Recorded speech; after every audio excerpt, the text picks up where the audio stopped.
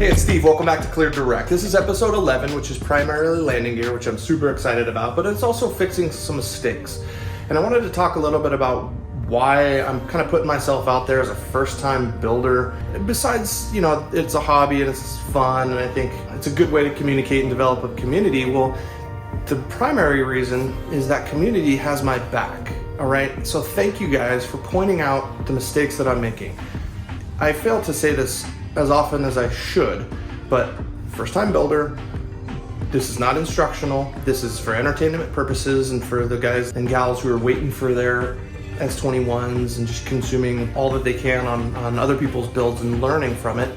I don't mean to teach, but I will hold myself accountable because you guys hold me accountable, and I just really appreciate that. As a career aviation safety guy, I'm a big nerd about that. So thanks for doing that. Viewers, beware. If you're just copying where I'm putting stuff, you're learning that I make mistakes. So validate, verify, make sure what I'm doing is legal, and continue to watch a few episodes later to see if there's any sort of ombudsman action going on. Keep them coming. Ruben, thanks for catching this. I kind of knew it as soon as I installed it. It's a duh moment, but as a first-time builder, be kind to yourself. Go, okay, well, I see what I was thinking, and let's get into exactly what that is.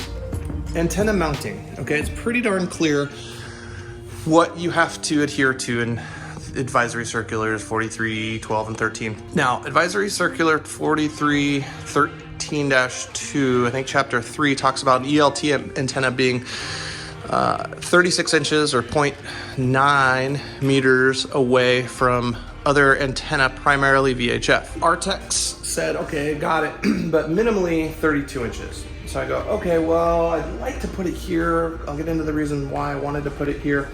That's more than 32 inches, that's 34 inches. So I thought we were golden. Well, that's from the base. As you can see, that distance rapidly declines with the sweep of the VHF antenna to the tip. So I think it's tip to tip you gotta measure, and that is like 28 inches. So definitely not legal. Okay, so where do I put it? The reason why I didn't put it back here initially, which is where I wanted to put it, you may have caught that in a previous video, is accessibility. There's not an obvious way to access this, right? There's nothing from underneath the belly in this region. The first access panel's way back there. So what that means is you gotta access it through the cockpit. And through the cockpit, there's nothing really to support yourself. So bulkheads can support a board of wood. And that's gonna be my solution there, is to fabricate a board of wood, ensure that the tail is up enough so that it's relatively level, so I don't go slipping and sliding, and then just kind of crawl back there on a piece of wood very carefully to access this location. And you really rarely need to access it. You know, fabricating an installation of the doubler, which you'll see, and then tightening down of the antenna, and then connecting the BNC. So that's gonna be the process. What am I gonna put in this gaping hole here when I move that? Well, I thought about putting an anti-collision beacon because I don't have a plan for one yet. Don't have a requirement for one because I'll have strobes, but I do like the idea of it. But man, looking at the prices of those things online, they're like 650 bucks. So I think I'm just gonna fabricate a plug for it. You'll kind of see that process unless I change my mind and get a beacon. But the next thing I have to do is ensure that that location in between station 6 doubler and the center stringer is 36 inches away from the nearest vertical metal object, which is the vert stab. So I've got to ensure that that's okay for that location. I might end up moving it a little bit farther forward. I hope not. I would love to be able to put it right here, very structurally sound location. This, I think, is still pushing it a little bit. This location with the tip of the VHF antenna, this isn't great. So this would be ideal for me. So let's get to fabricating that. But before we do, I will intro the other two things. Yeah, mistakes, I guess, but I'm not as shockingly embarrassed. Is I did replace 3 steel rivets here because there was a spacer that I fabricated for inside, or extra spacers, just to make the fuselage tailcone fit right. It needed a longer depth of a rivet. So I think I've got footage on that. I'll leave that for the bulk of the video. And then the third thing I want to fess up to this is silly, but this actually goes into process in the way you gotta think for your first time builders that I'm learning now, is be careful of test fit-ups. Test fit-ups lead to, oh, that looks pretty good.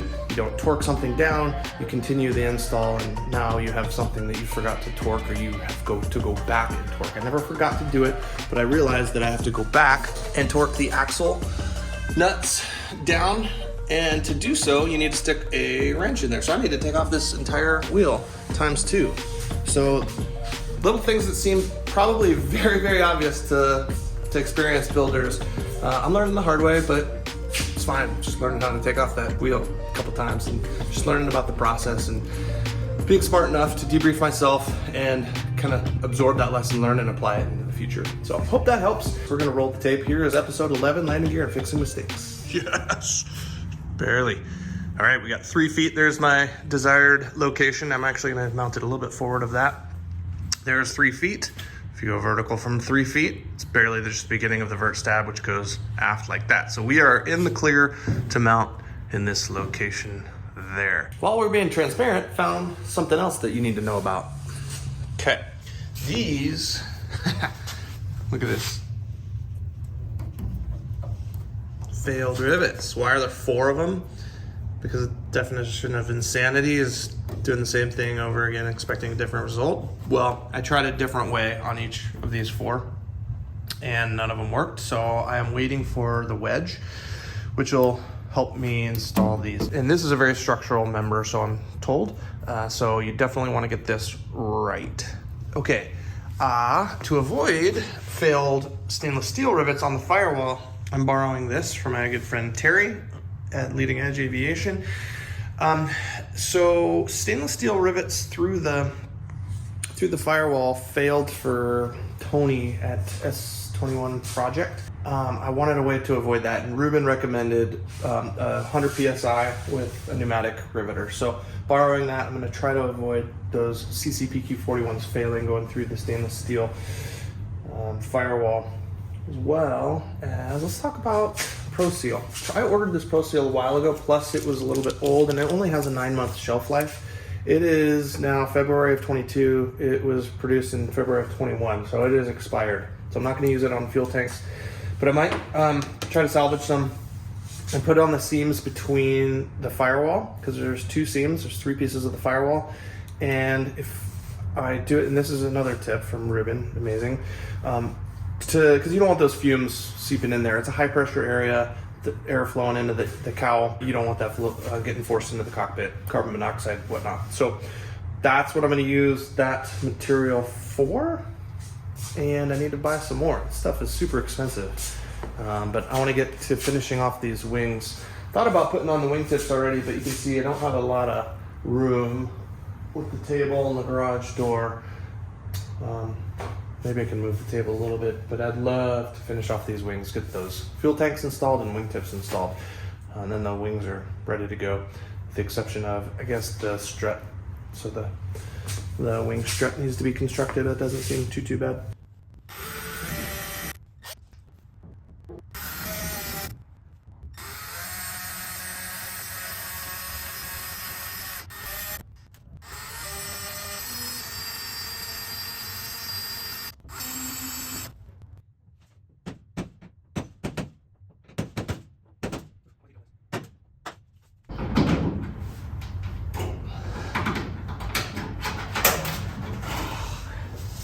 I think the windows aren't in yet.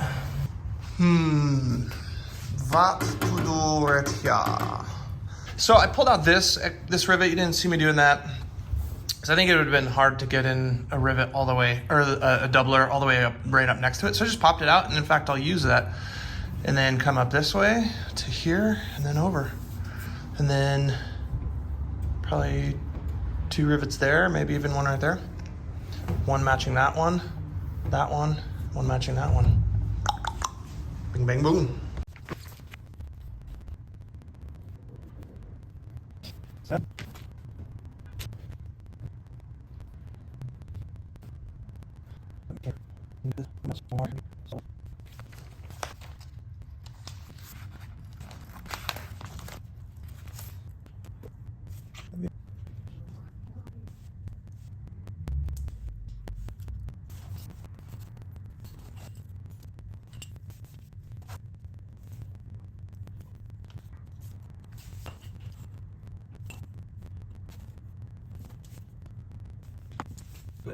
And in rereading the instructions for the whip antenna, it says mounting location should be on the top of the aircraft at least 24 inches from any other metal protrusions. The 3 feet I got was kind of from their troubleshooting if you're having issues with it, and then ensure that it's at least 3 feet. So I'm happy with that. It's like just at 3 feet and only increases at the tip distance because this tail sweeps back. So 24 is plenty good. So I really like this mounting location with the exception of accessibility, which brings me to the board. So let's get to making that. Some dads make soapbox derby cars. Other dads make boards to fly or to crawl into the back of airplanes. Doing a great job. Look at this janky board. Should work. Good job. I didn't want it on this bar because that'll keep everything just too high. I want it a little bit lower.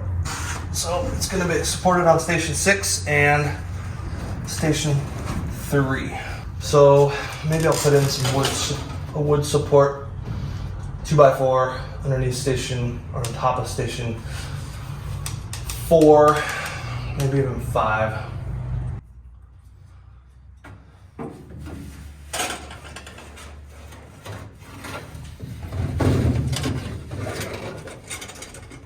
Yeah, might be worth just throwing a screw in this guy, because that when it flexes down inevitably, then it'll have support from station 4, and then do the same thing on station 5 as well. Okay, we've got extra bulkhead supports, aka 2x4s.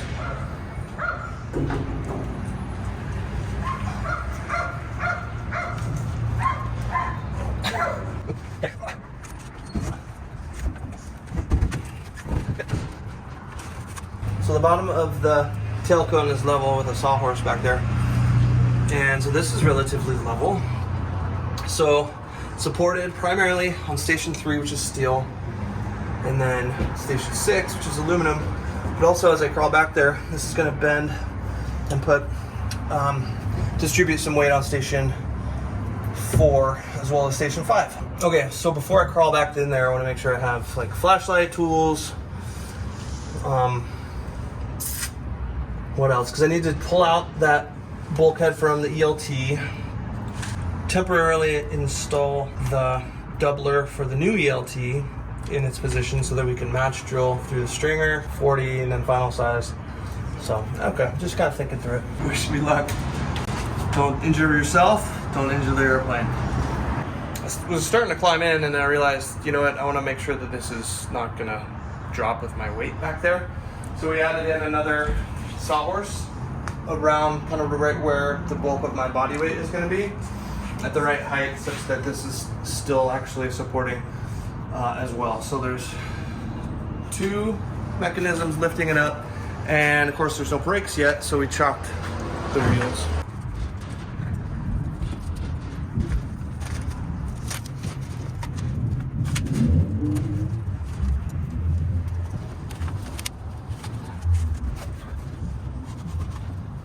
All right, feels sturdy.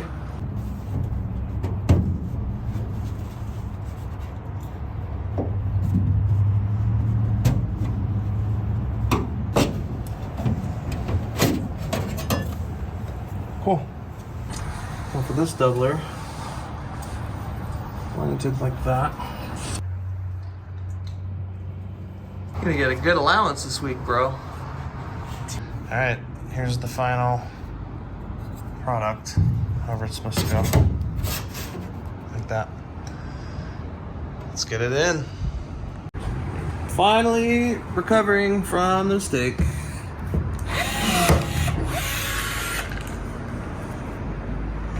Let's see, I've got AAPQ 42s right here and here.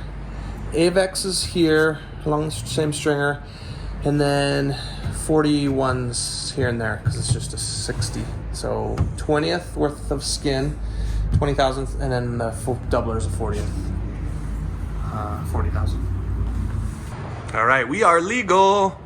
ELT is plenty far enough away from the vertical stab and then plenty far away from the GPS, and more importantly, the VHF comm antenna. Because of the sweep, it is looking good. It is done. Thanks to this young man right here who's still tidying up.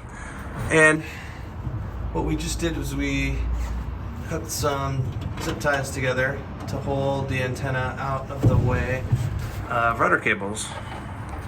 So he's just finishing that up and coming on out. So I can actually sleep at night now that this is done. This is the only thing that I gotta figure out. Probably just, I looked for washers this size and then put a rivet through inside of a doubler, but I don't know. I think it'll be fairly easy once I just put my brain to it and start working with some sheet metal, aluminum. Okay, the stainless steel rivets go through the tabs on the fuselage cage, and I had to put in a little extra spacer strip behind there, and I forgot to account for that when I was doing the riveting because I just adhered to the schedule in the manual, but straight from the manual, so I got it marked there. I drilled that out. Now it needs a CCPQ 43, and 44 down here because I had an extra spacer down there. Let me show you what I'm talking about, and then we'll get into the spacers. Okay, the spacer strips right here. And why was it necessary? Because if you see right here, it's kind of hard to see. I've got the gusset on the inside of both of those, the longeron and the doubler. Let me show you the other side. It's different. On the left side, that gusset is sandwiched between two longerons. Okay, so that fits pretty well, and that's the way. It's not the way the instructions say, but it's the way RANS on their videos say you should do that. But they also say that do whatever way makes sense for the fit up of your aircraft. So I have the longerons on the outside of the gusset right there. So that brought the skin out a little ways. So I needed a little bit more spacer. So I added some more spacer strips there. All right. And so just a longer rivet. So I'm gonna wet rivet those. Now for the actual washer spacers, you heard me talk ad nauseum last episode about it, but I didn't show you. Let's start from the front left going back. Okay, there is one or two in that one, but I'm not gonna be able to show it. There's none right there, none right there. I think one or two right there, one right there, one right there, none right there, none right there. There's none inside there. None here, none there, one, and one. Actually, two right there. Let me try to zoom in. Okay, but the other side, as you could guess, looks like more were required. Okay, we're on the right side now. I think two there, none there, one or two there, none there, none, none, none, none. So pretty good on that one. But this one took a lot. Actually, none right there, but then like two or three right here, two or three right there, one or two, three for sure right there.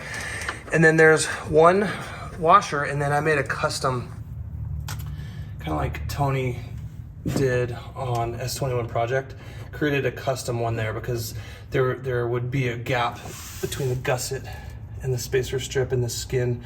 So anyway, it's hard to describe. I should have just filmed it, but that should catch you up on the spacers. I felt bad for kind of leaving that out of the last one. All right, let's get these wheels put on this landing gear. Yep, it's about that time. Give her some dancing shoes, get her up on her legs, all that good stuff. I only got the 22-inch tubeless. That's because I'm going to chew them up during flight test. And we'll upgrade to 26s or 29s when we start flying in the bush.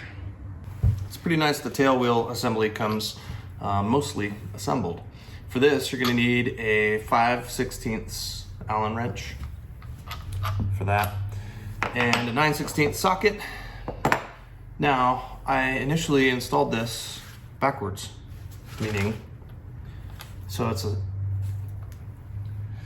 there's a cam mechanism, because this is full 360 self-swiveling, but then it kind of cams out once it's straight.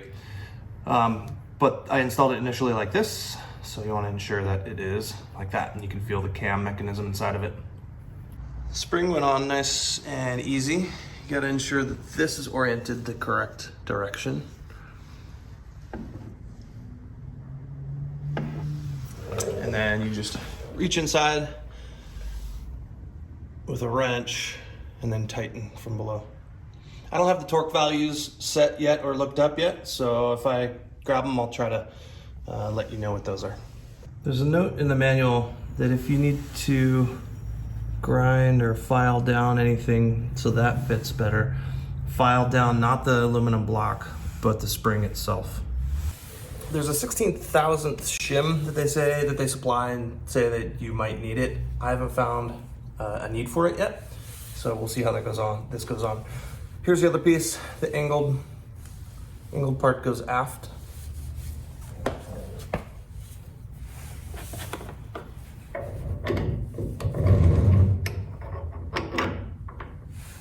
Don't forget the washer.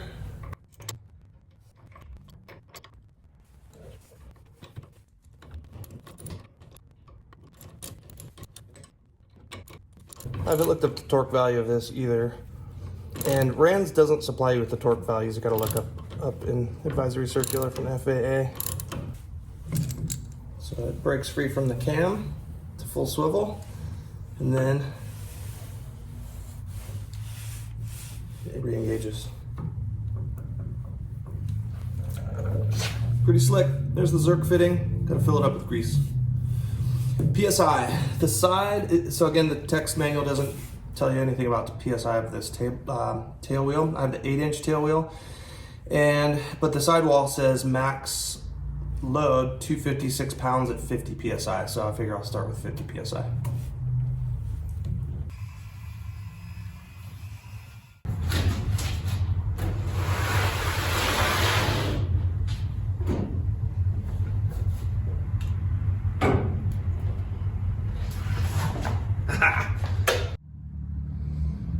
Got the dual caliper, brakes, pretty colors. Tubeless, so there's a bead that goes in the middle, I believe. And hopefully, I've been hearing people having trouble with seating. They've usually got like one that doesn't hold a seal, so wish me luck.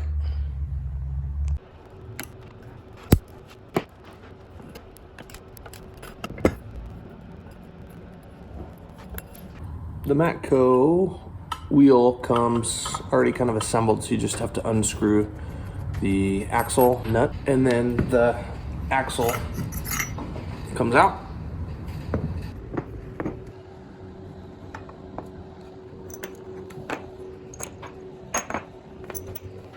This was a little bit confusing, so I called the company, Matco.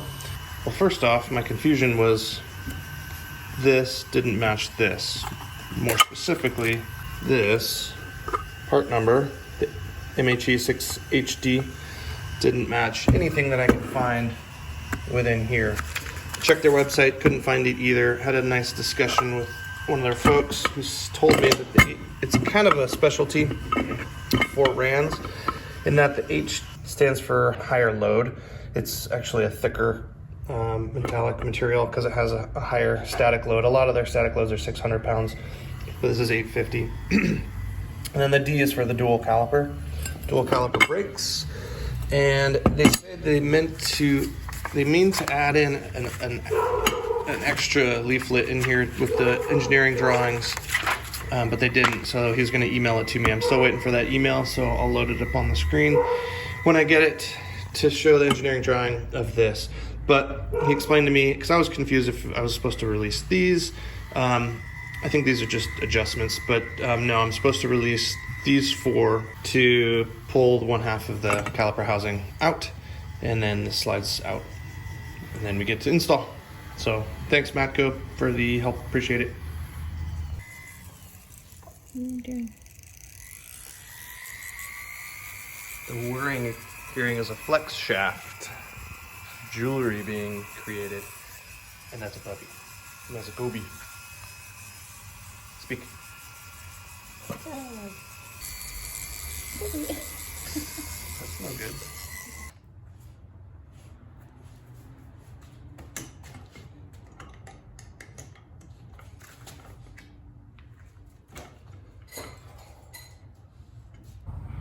My phone was full, so I didn't catch the frustration that was trying to get these undone. Long moment arm, better, but also this rotates, so you gotta just hold on to it with your hand, and then there's these locking nuts in here that are pretty good at the job that they do, but make it pretty frustrating to open it up. So let's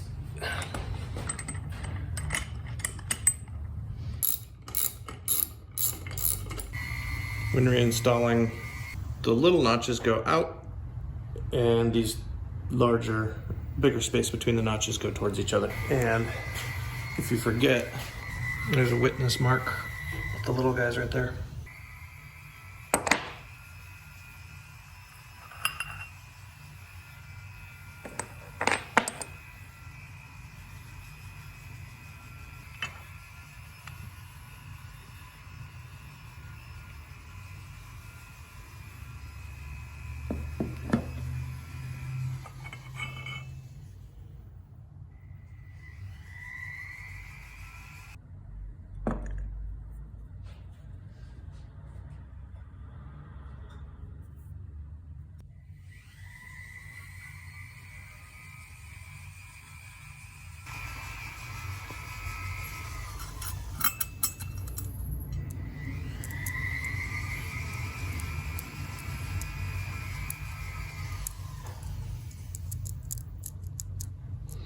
So the way I understand it, this is not supposed to rotate. The wheel is supposed to rotate on the outside of it. It's a little bit different torquing procedure. Two of them total. Still gotta grease it though.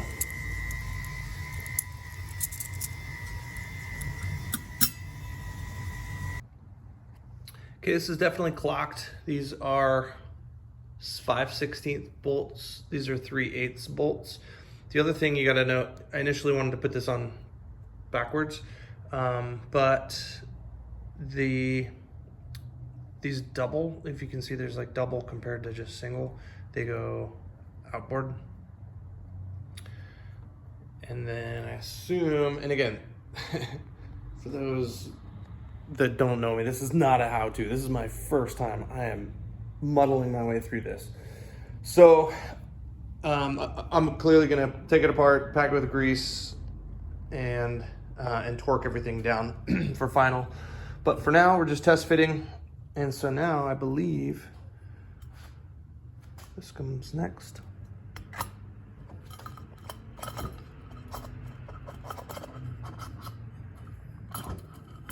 I better do this with two hands. Okay, first check of clearance right there.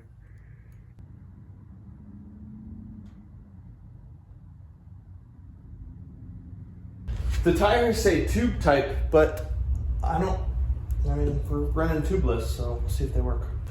Turns out, to get these out, you gotta get a hex in there, which means you gotta take the rotor off. And the rotor has a different type of fastener.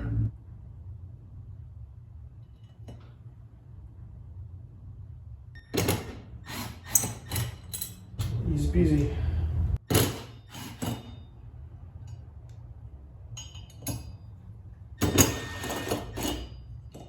Now we have access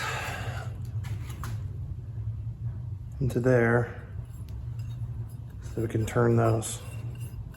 A little extra leverage on the, since these are so deep inside of here, you got to go, sideways with the hex wrench. So put a little vice grip on it.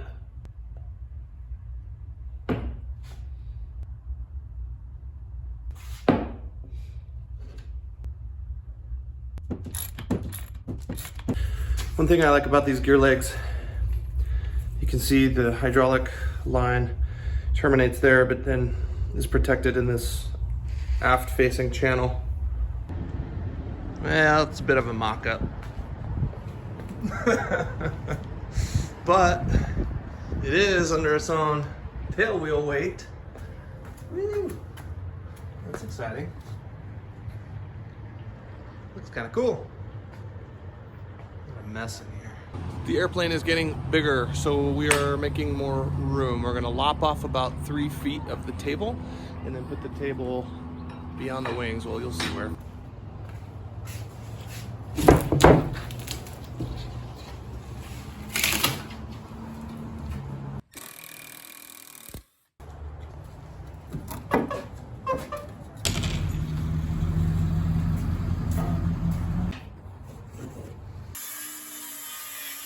Yeah, I'm gonna put it in against the wall so that now we have room for activities.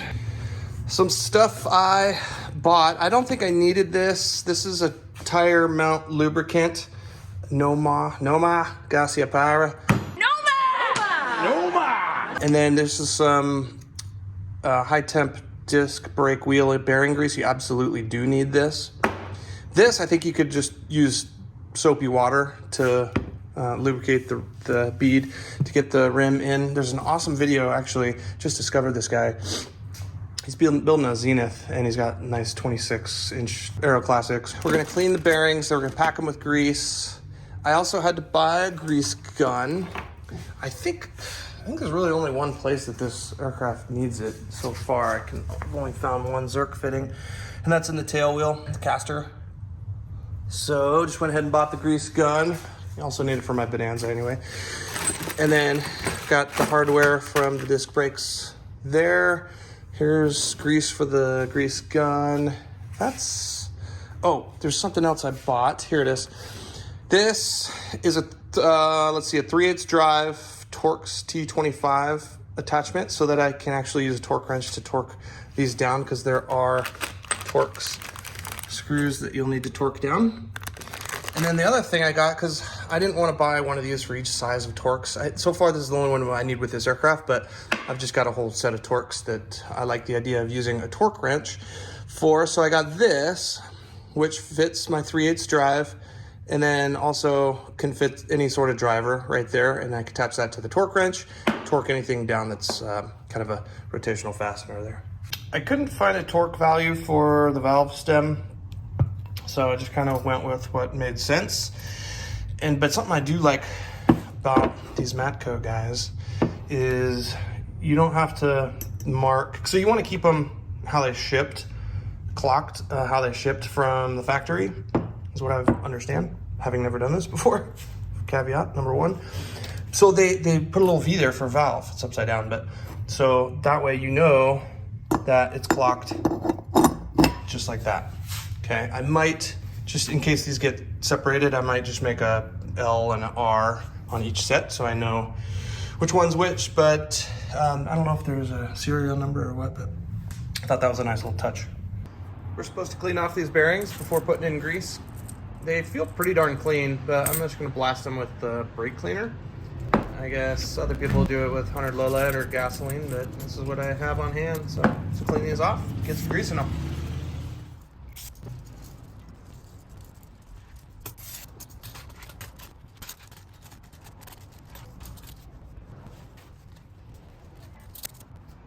Okay, cleaned all 4 bearings. Now, stuff it with grease, pack it with grease.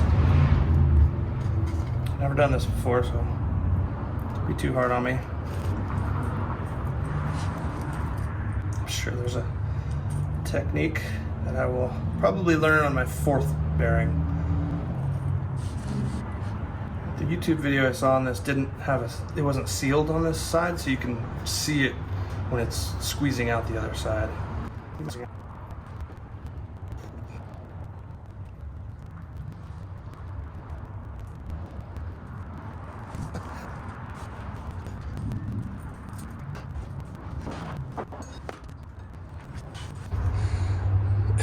Bill's doing the lube job, if you will, of the O-ring to seal the 2 halves together. I'm gonna start moving up the rim. This is gonna take 2 pairs of hands. Oh yeah. Yeah. Looks nice and warm. Put it in the sun for a while, just to kind of loosen things up.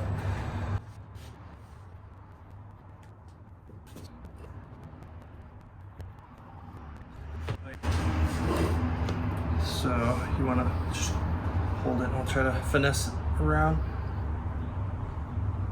There we go. Nice. Okay, I got the O-ring on. Now we're going to place it in.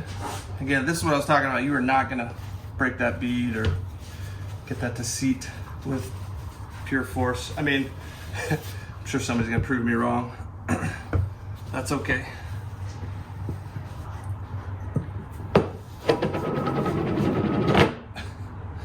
Okay, and again, the rims, you want to keep them mated as they came from the factory, and they're nice enough to put a V where the valve goes. So it's clocked same way it came from the factory. And then if you can grab that Ziploc bag and grab the correct hardware, we'll keep them separate. Yeah.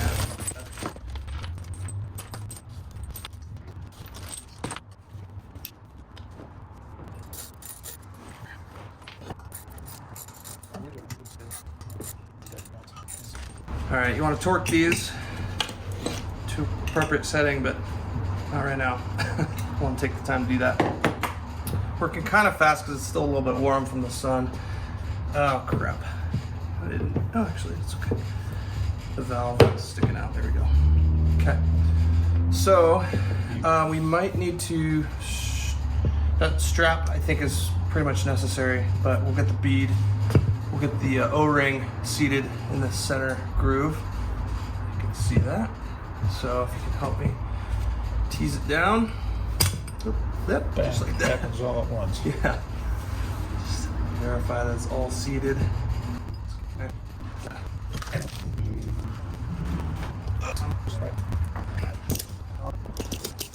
Looks ugly, but all right. Okay.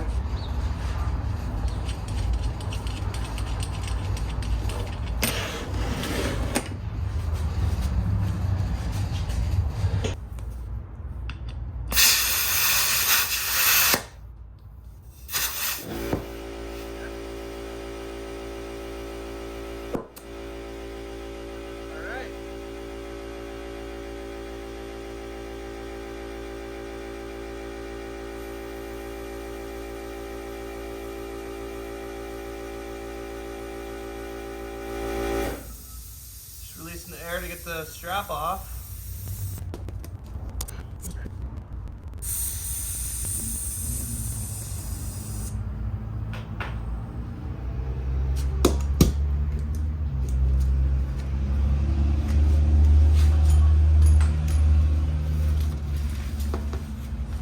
Get the air. Thank you.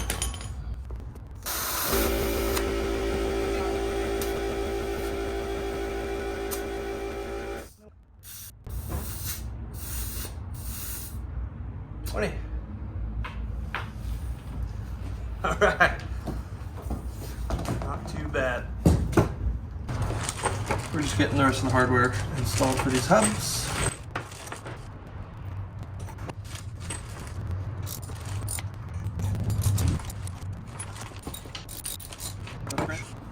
Is there an inboard and outboard on these washers?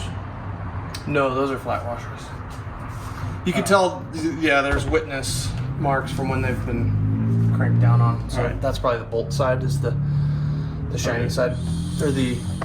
All right, so that's why I was wondering, because it looked a little different, and I wanted to make sure there wasn't anything.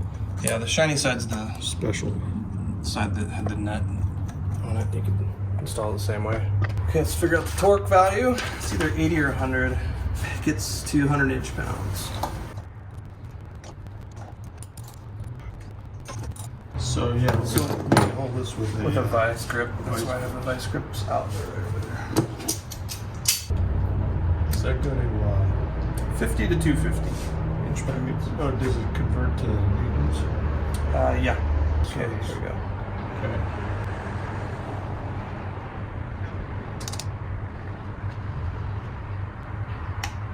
Okay. Let's You don't want to. Oh yeah. The The star. The star or the. Yep, absolutely. This one. Okay.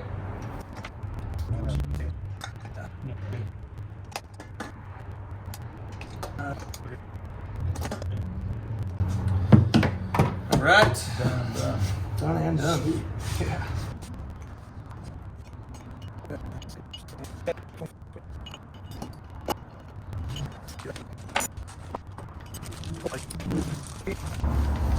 Inch pounds.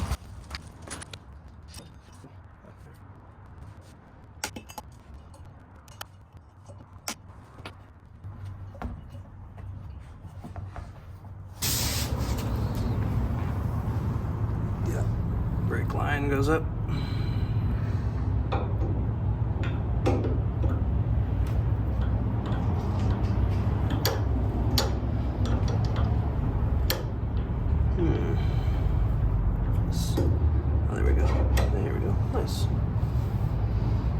Now for the wheel, and then for the pads. All right, tightening the axle nut apparently is different than like trailer tires where you just tighten it till the wheel stops spinning and then back it off a little bit because they're sealed bearings. But you definitely want grease on the exterior of the bearing. And what we're looking at is the exterior of the bearing is this portion right there, the black portion. And then the axle nut starts right there. This is the axle. And I just have it on there loose. You know, you can see as I'm rotating it, it's rotating the axle nut as well. But of course it's rotating the bearing. And so you want to tighten it as you're moving the wheel to help seat the bearing. And then once, you know, all play is out of it and the rubber edge of the sealed bearing doesn't move anymore, you want to go to the next cotter pin installation point and put in the cotter pin. So let's do it. So once again, this is 1.5 inches and you're going to need an extension. 1.5 inch socket. Make sure it's going the right way.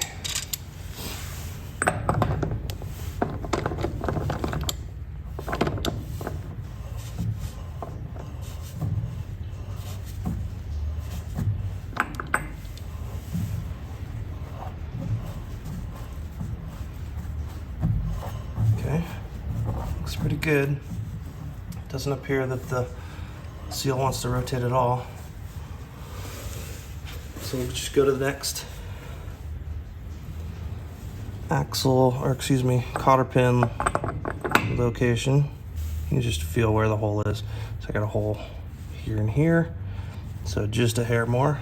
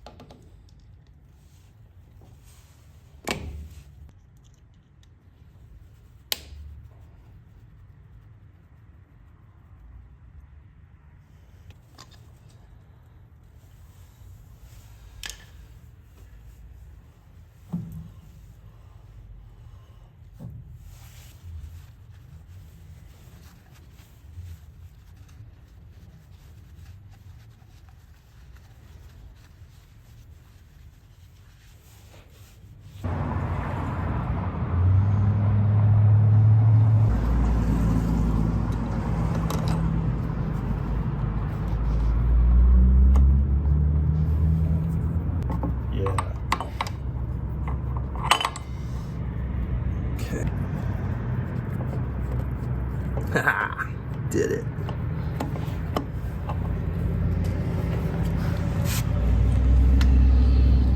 Oh, yeah, we're good. I thought I only saw one. Actually, I do. Shoot, there's only one Nord-Lock washer. We need to grab the other one. Crap. So there's two sides of these Nord-Lock. That those face away from each other. These face towards each other. The one with the bigger lines, smaller, more lines face away, because these are the sides that interact with each other. And provide the locking mechanism.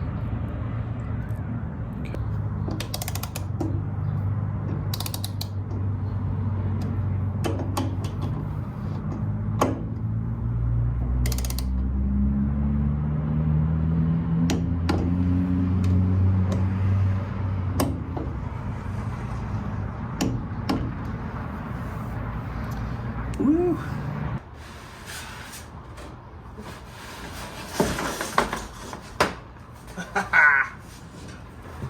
She walks.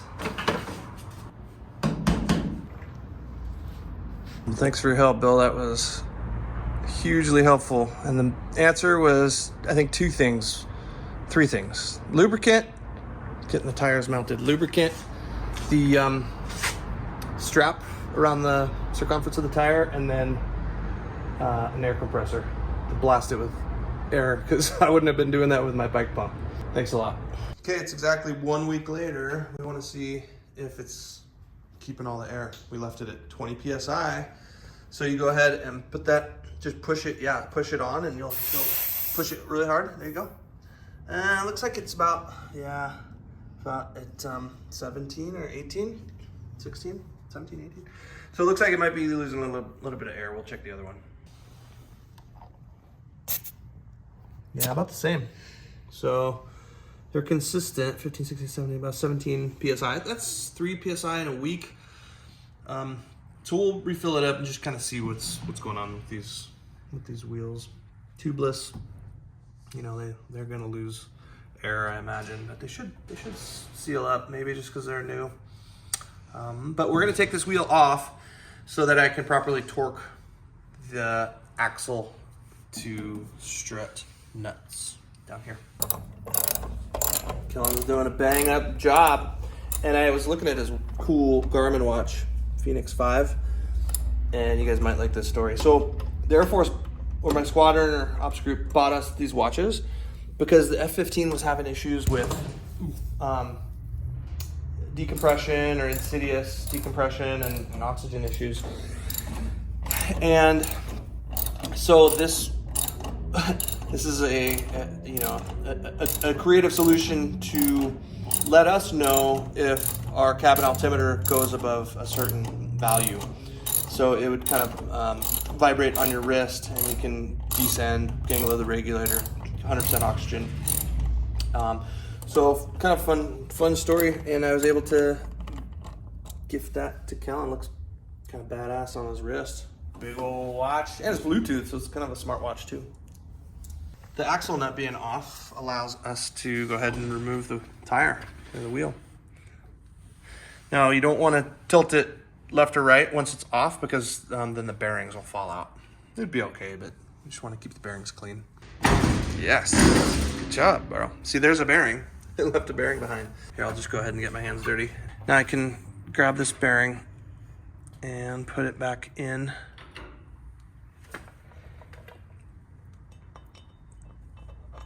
Right there for right now. And now we have access to the bolt heads, so we can torque these guys down, and we'll get it back in here momentarily. So not a big job. Okay, we got the axle nuts torqued down, torque sealed, and the nut put back on, but the cotter pins, as best as I can tell, they're 3/32 by 2 inch. All right, the best I could find just locally was like 1/16, which is too thick to fit through the hole. So there's a chance it could be 5/64, but I'm gonna order some 3/32, and I'll update you guys on what those cotter pins are. Well, that's it for this episode. In the next episode, we're gonna get to working on the floorboard, as well as the boot cowl and some of the interior. So, as always, I really appreciate you guys watching. Until next time, you're cleared direct.